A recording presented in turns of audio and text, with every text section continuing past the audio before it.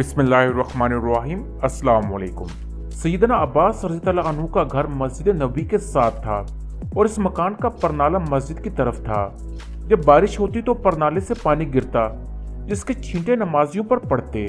सैयदना उमर रज़ियल्लाहु अन्हु ने नमाजियों पर छींटे पड़ते देखे तो परनाले को उखाड़ फेंका। सैयदना अब्बास आए, देखा इनके मकान का परनाला उतार दिया गया है। पूछा कि किसने उतारा? जवाब मिला, अमीरुल मोमिनीन ने नमाजियों पर छींटे पड़ते देखे तो इसे उतार दिया।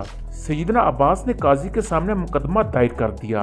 दोस्तों, वाक़े की तरफ मजीद बढ़ने से पहले आप हमारा चैनल लाजमी सब्सक्राइब कर लें और इस वाक़े को दोस्तों तक लाजमी शेयर करें ताकि वो लोग भी जान सकें कि इंसाफ कैसे किया जाता है। चीफ जस्टिस अबी बिन काब रज़ियल्लाहु अन्हु हैं। अमीरुल मोमिनीन अबी बिन काब रज़ियल्लाहु अन्हु की अदालत में पेश हुए तो जज साहब लोगों के मुकदमात सुन रहे हैं और सैयदना उमर रज़ियल्लाहु अन्हु अदालत के बाहर इंतजार कर रहे हैं। काफी इंतजार के बाद जब सैयदना उमर अदालत के रूबरू पेश हुए तो बात करने लगे, मगर अबी बिन काब रज़ियल्लाहु अन्हु ने रोक दिया कि पहले मदई का हक है वो अपना दावा पेश करे। ये उमर रज़ियल्लाहु अन्हु के दौर के चीफ जस्टिस हैं। सैयदना अब्बास दावा पेश करते हैं कि मेरे मकान का परनाला शुरू से मस्जिद नबी की तरफ था। ज़माने नबी के बाद सैयदना अबू बकर के दौर में भी यही रहा, लेकिन उमर ने मेरे मकान का परनाला मेरी अदम मौजूदगी में मेरी इजाजत के बगैर उतार दिया, लिहाजा मुझे इंसाफ चाहिए। चीफ जस्टिस अबी बिन काब रज़ियल्लाहु अन्हु कहते हैं, आप बेफिक्र रहें, आपको इंसाफ मिलेगा। काजी ने सैयदना उमर रज़ियल्लाहु अन्हु से पूछा, आपने सैयदना अब्बास के घर का परनाला क्यों उतारा?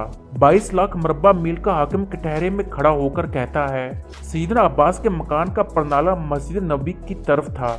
जब बारिश होती है परनाले से पानी बहता है और छींटे नमाजियों पर पड़ते हैं जिससे नमाजियों को परेशानी होती है, इसलिए मैंने इसे उतार दिया।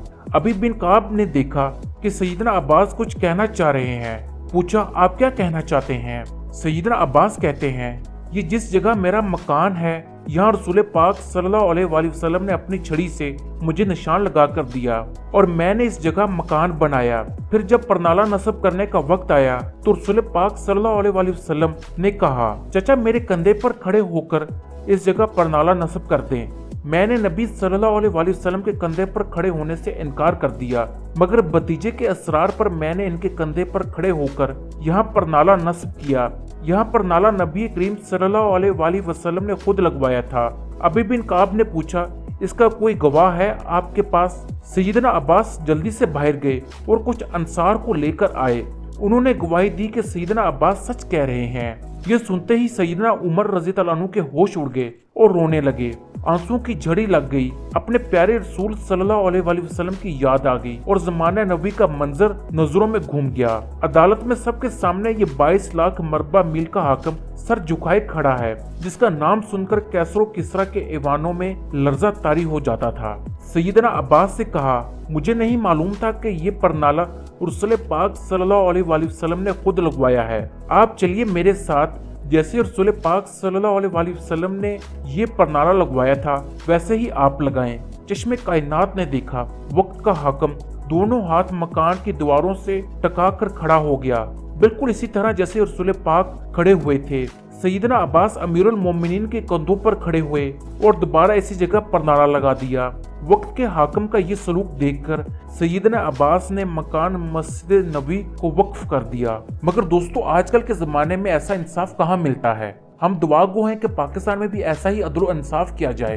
दोस्तों, खुदा हमारे मुल्क का हामी नासिर हो और इस वीडियो को मज़ीद लोगों तक शेयर कीजिए ताकि मज़ीद लोग ये जान सकें